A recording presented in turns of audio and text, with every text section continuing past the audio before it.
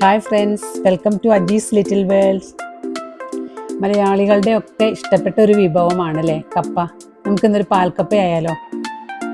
1 kg കപ്പ അതിൻ്റെ സ്കിന്നൊക്കെ ഒന്ന് കളഞ്ഞ് ക്ലീൻ ചെയ്ത് ചെറിയ പീസുകളാക്കി ഇതുപോലെ എടുത്തിട്ടുണ്ട്. ഇനി നമുക്കതൊന്ന് കുക്കറിലിട്ടിട്ട് ആവശ്യത്തിന് വെള്ളം ഉപ്പും ഇട്ട് കൊടുത്ത് നന്നായിട്ടൊന്ന് വേവിച്ചെടുക്കാം. ഒരു 2 വിസിലൊക്കെ വന്നാൽ മതി.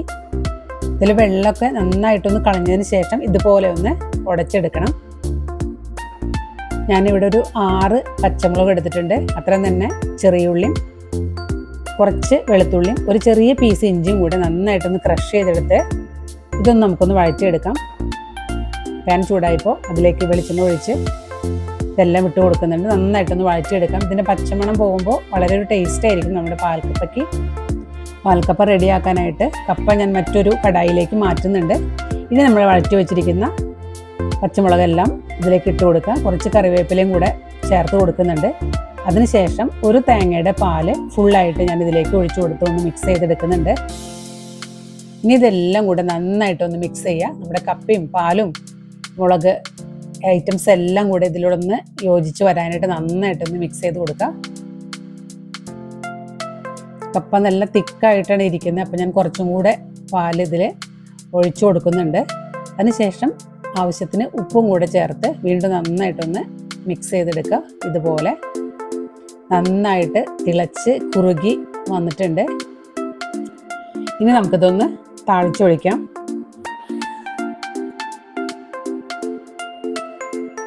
പാനിലേക്ക് ഞാൻ വെളിച്ചെണ്ണയാണ് എടുത്തിരിക്കുന്നത്. ഇവിടെ വെളിച്ചെണ്ണ ഒഴിച്ചു കൊടുത്തിട്ടുണ്ട്. 1 ടീസ്പൂൺ കടുക് ഇട്ട് കൊടുക്കുന്നുണ്ട്.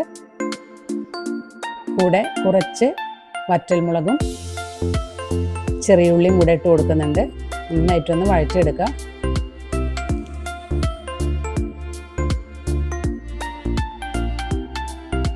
ശേഷം കുറച്ച് കറിവേപ്പിലയും കൂടെ ഇട്ട് കൊടുത്ത് നന്നായിട്ടൊന്ന് മിക്സ് ചെയ്തെടുക്കുക. ഇനി നമുക്ക് താളിപ്പ് നമ്മുടെ പാൽക്കപ്പയിലേക്ക് ഒഴിച്ചു കൊടുക്കാം. അതിനുശേഷം നന്നായിട്ടൊന്ന്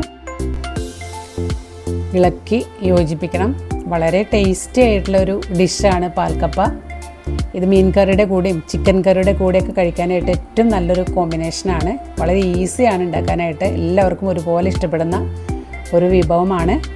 എൻ്റെ വീഡിയോ എല്ലാവർക്കും ഇഷ്ടപ്പെട്ടു എന്ന് വിചാരിക്കണു. ഇഷ്ടപ്പെട്ടാൽ പതിവ് പോലെ തന്നെ എല്ലാവരും ഒന്ന് സബ്സ്ക്രൈബ് ചെയ്യുക. നിങ്ങളുടെ എല്ലാവരുടെയും അഭിപ്രായങ്ങൾ അറിയിക്കുക. കൂടുതൽ വീഡിയോസ് ഇടാനായിട്ട് നിങ്ങളുടെയൊക്കെ സബ്സ്ക്രിപ്ഷനും ലൈക്കും കമൻറ്റും ഒക്കെ ഉണ്ടായാൽ മാത്രമേ പറ്റൂ. അപ്പോൾ എല്ലാവരും നന്നായിട്ടൊന്ന് സപ്പോർട്ട് ചെയ്യണം. വീട്ടിൽ പാൽക്കപ്പ വെക്കുന്ന ദിവസങ്ങളിൽ മീൻ കറിയോ അല്ലെങ്കിൽ ചിക്കൻ കറി എന്തെങ്കിലും ഉണ്ടായിരിക്കും കേട്ടോ.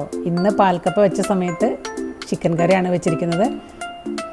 ചിക്കൻ കറിയും പാൽക്കപ്പയും കൂടെ എല്ലാവരും നന്നായിട്ട് കഴിച്ചു. മീൻ കറി ആയാലും നല്ലതാണ് കേട്ടോ. അപ്പോൾ എൻ്റെ വീഡിയോ എല്ലാവർക്കും ഇഷ്ടപ്പെട്ടു എന്ന് വിചാരിക്കണു. Thank you.